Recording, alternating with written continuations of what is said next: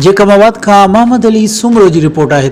Community development foundation पारा फाफिन TDEA जे तावन सां ज़िले जेकमाबाद जे सहाफ़िन के 2 ॾींहनि जी तरबियत, आज़ादाना रिपोर्टिंग ऐं सहाफ़ती कमनि में समाजी राब्तनि जी वेबसाइट जे इस्तेमाल जे उनवान ते तरबियत ॾिनी वई। हिन ऑनलाइन तरबियती वर्कशॉप में सहूलतकार मक़सूदा सोलंकी जो चवणु हो त हाणोकी दुनिया में सहाफ़त में नवां लाड़ा अची चुका आहिनि। शाया थींदड़ अख़बारूं माज़ीअ में सिर्फ़ हिकु मुल्क ताईं महदूद हूंदियूं हुयूं। हाणे इंटरनेट जी मदद सां शाया थींदड़ अख़बारूं पूरी दुनिया में पढ़ी सघजनि थियूं। हिन जदीद टेक्नोलॉजी वारे दौर में ट्विटर, फेसबुक ऐं व्हाट्सएप मीडिया जी दुनिया में हिकु अहम मक़ाम हासिल कयो आहे।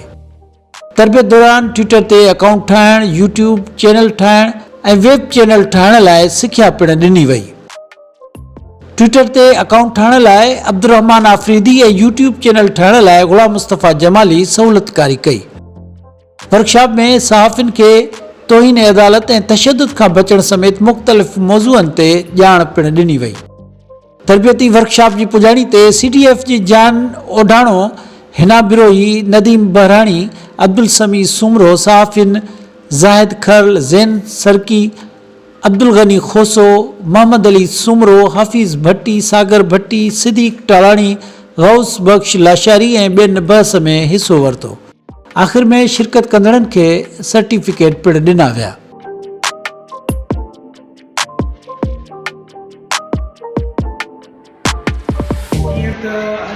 CDF जे तरफ़ां ऑनलाइन तमामु जेके डिस्ट्रिक्ट सहाफ़ी उन्हनि जी कमिट रहे, इन हवाले सां को पुछूं त मैडम हिन छा चवणु चाहियो।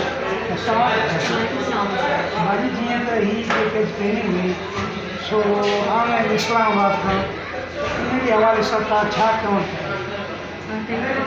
मां शेयर करणु चाहींदमि 2 डेज़ ट्रेनिंग हुई डिस्ट्रिक्ट जेकमाबाद जे जेके जर्नलिस्ट आहिनि सभिनी खे ख़बर आहे कि हिन वक़्तु पैंडेमिक जी सूरत असांखे मौजूदु आहे न, त इहा ट्रेनिंग करण जो मक़सदु जेको आहे कराइण जो 2 ॾींहनि जेके CDF कंडक्ट कई आहे फाफिन PDA जे सपोर्ट सां।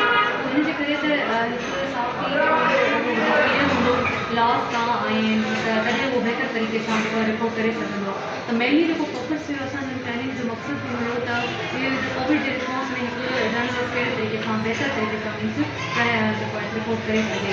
ऐं इहो जीअं क्लियर आहे त हिकु सहाफ़ी जॾहिं लॉस खां ऐं कुझु आइनी जेके कुझु कॉन्स्टिट्यूशन आहिनि उन खां क्लियर हूंदो तॾहिं उहो रेफरेंस ॾेई करे पंहिंजी रिपोर्ट बि बहितर करे सघे थो।